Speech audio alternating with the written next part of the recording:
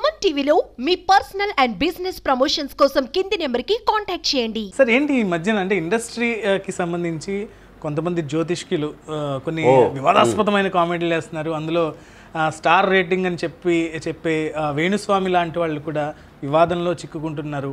అంటే ఈ ప్యాటర్న్ అంతా అబ్జర్వ్ చేస్తుంటే మీకు ఏమనిపిస్తుంది? మీ కామెంట్ ఏంటి దీని మీద? జ్యోతిషం అనేది ఒక క్యాలిక్యులేషన్ అబ్బా.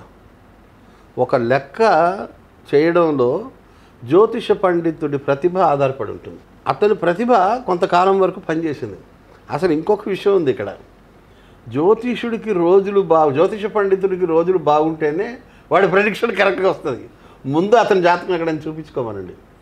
అతనికి జాతకం బాగున్నట్లేదు. ఇప్పుడు పాపం జగన్ గెలుస్తాడన్నాడు, పోయింది. ఇంకొకటి మేజర్ ప్రొడిక్షన్ ఏదో ఉండే, అది కూడా ఫెయిల్ అయింది.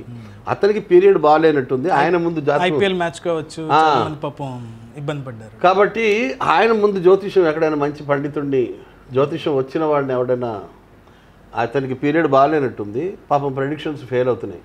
మనం వేలం వెరిగా వింటామండి జ్యోతిష పండితుడు చెప్తే, అందులో డౌటే లేదు. రేపు ఏమిటి అన్నది ఎప్పుడూ పెద్ద ప్రశ్నే. రేపటి గురించి ఇవాళ తెలుసుకుంటే ఆ కిక్కే వేరప్ప. అక్కడ మన బలహీనత, ఆయన స్ట్రెంగ్త్. అక్కడ ఆయన ఆడుకుంటున్నాడు మనల్ని. ఆ రకరకాలు పూజలు చేయిస్తాడట.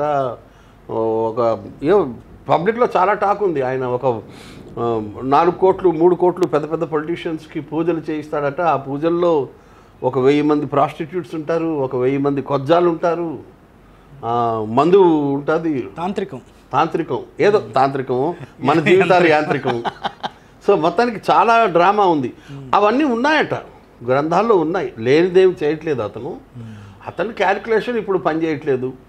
యాతావాత నేను చెప్పుకొచ్చేది ఏంటంటే, ఒక పెళ్ళి ఆ అబ్బాయికి ఆల్రెడీ ఫెయిల్ అయ్యింది. ఆ అబ్బాయి బాధలో ఉన్నాడు. అతను ఏదో శుభమా అని ఇంకో అమ్మాయిని పెళ్లి చేసుకోబోతుంటే అలా చెప్పడం తప్పు. Common sense.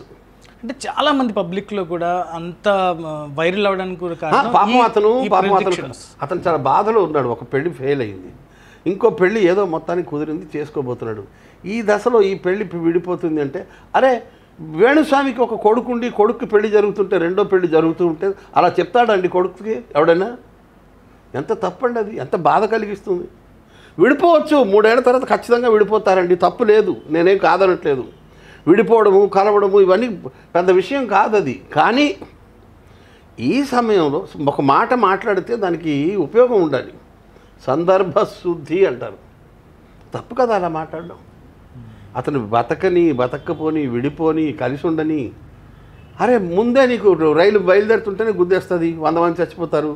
అంటే ఇప్పుడు ఒక జర్నలిస్టుల మీద కూడా ఒక దాడి కింద ఆయన ప్రకటించి, నాకు ఏదైనా అయితే వాళ్లే కారణం. ఒక తప్పు చేసిన తర్వాత కప్పిపుచ్చుకోవడానికి కింద మీద పడతారు. ఏమంటే ఆ TV5 మూర్తి గురించి ఎవరికి తెలియదండి. ఆయన పెళ్లి కూడా చేసుకోలేదండి.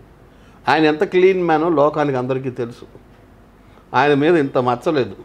ఆయన మీద తీసుకొచ్చి ఇంత బురదేస్తాడు, ఈడు మొహం మీద పడుతుంది. తప్పు కదా అది.